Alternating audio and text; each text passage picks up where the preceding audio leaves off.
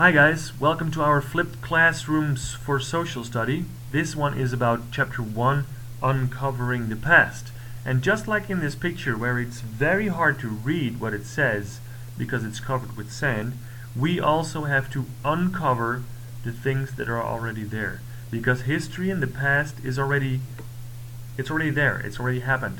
So the only thing what we need to do is uncover everything on top of it so we can read and learn about everything in history. So let's do that, uncover the history. I don't know why it goes too fast, but let's start with this one. Before we begin, flipped classroom, you already know what it is. So that means that you're going to have instruction at home.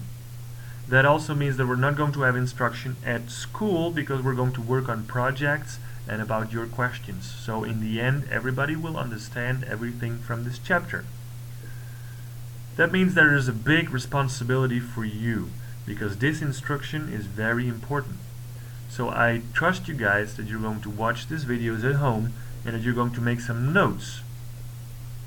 That's why I'm also going to ask you the following question. Where is your evidence?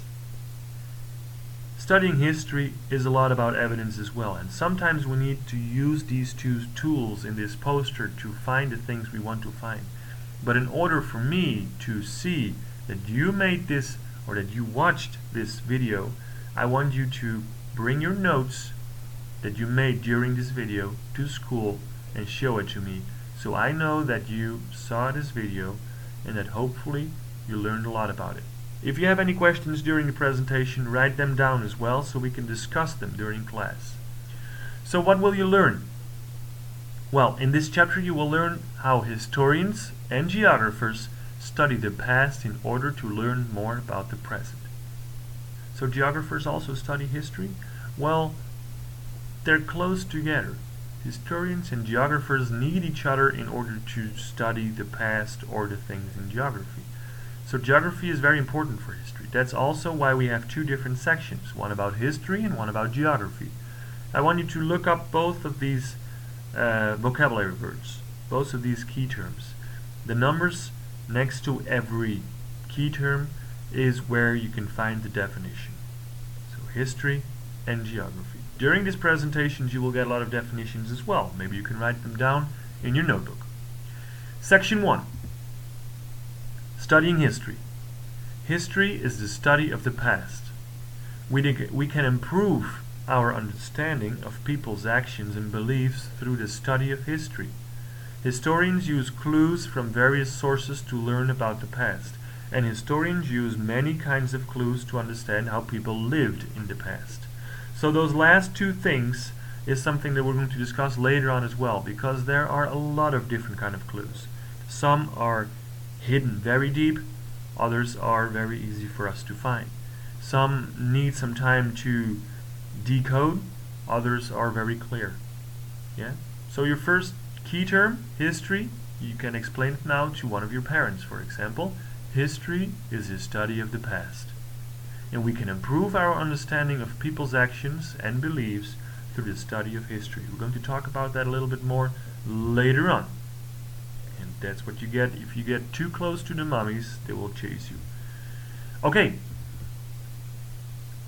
First, if we're going to the first history, the late history, then we're not talking about people that send space shuttles up to Mars. We're also not talking about people who created skyscrapers, and even we're not talking about the invention of the automobile. What we do talk about is different kind of inventions, because these examples are more modern history. We're going to go deeper into history, far beyond on the timeline. So some examples are this great temple. Without technology of today, it is very hard to build something like this. People in ancient times, people in faraway history, they did it. And what about this? It's not a text message, it's not an email, but this is the invention of writing, something we still use nowadays. But this one is one of the first examples, a very important invention. Or this one. It looks a lot of blue, and it is, You see over here a couple of people looking at stars and planets, because this picture or this drawing is from the year 1774.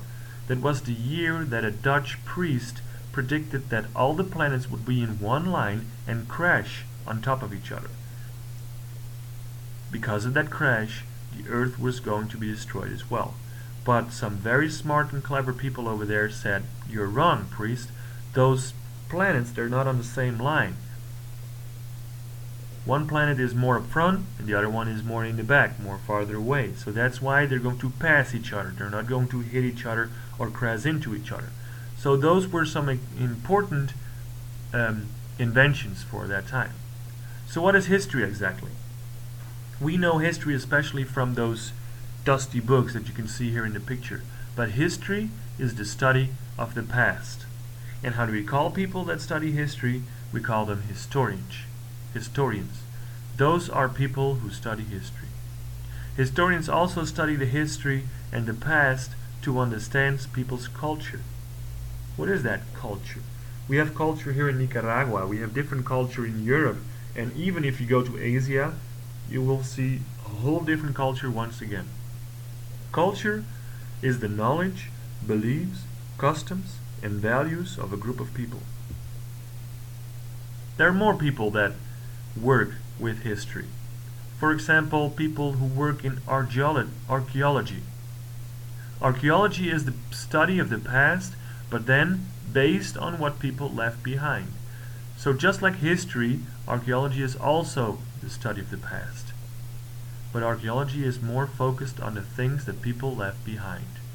So how do we call then that person here in this picture? Because he's working in archaeology.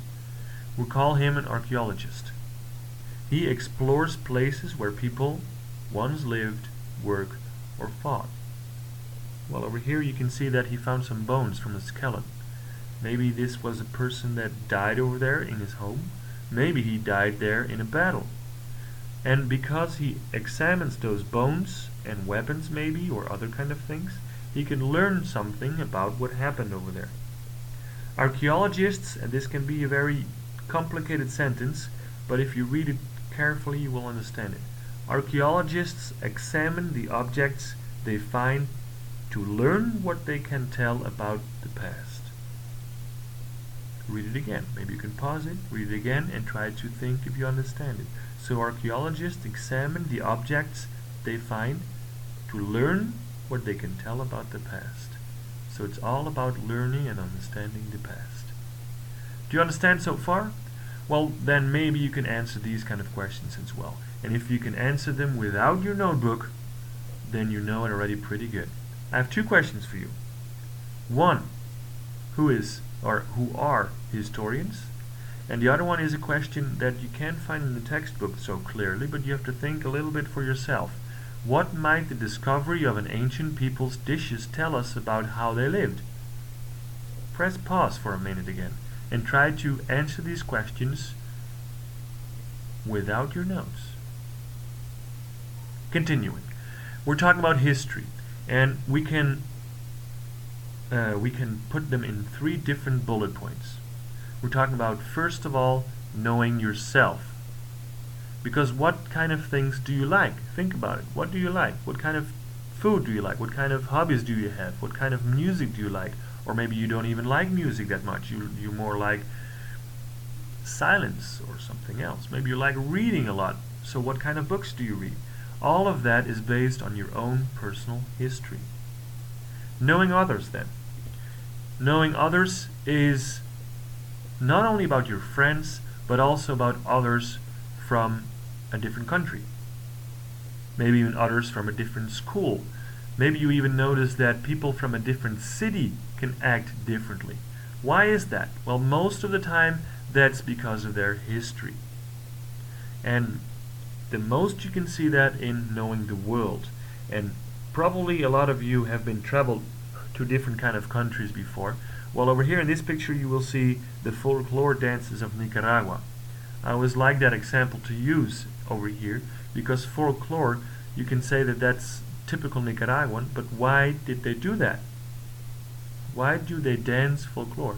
Well, a lot of it is based on Nicaraguan's history, about the Spanish people coming here to Nicaragua and bringing their own culture. So history is teaching you a lot, not only about knowing yourself, but also about knowing others, your friends, your family, but also all the people around the world, and about all the cultures in the different worlds. So what do you think? What may tomorrow's history books say about today's world? Press pause again and try to think about that question. Okay, before I talked about clues, maybe you remember that. Well, there are two different clues over here in these two pictures. One of them is fossil and the other one is artifact. A fossil, like in this picture, is a part or an imprint of something that was once alive. Like bones, because bones are a part of a human or an animal which is alive. Or not anymore probably if you found a bone, but it was at least alive. So therefore it is a fossil. Or maybe it's even a footprint from an animal or a person. An artifact is different. Artifacts are objects created by and used by humans. So it's not something from the humans like a bone, but something that's created by the humans, which also been used. For example, those pots and cans on this picture. They created it and they used it. It can tell us something about the way they lived in that time.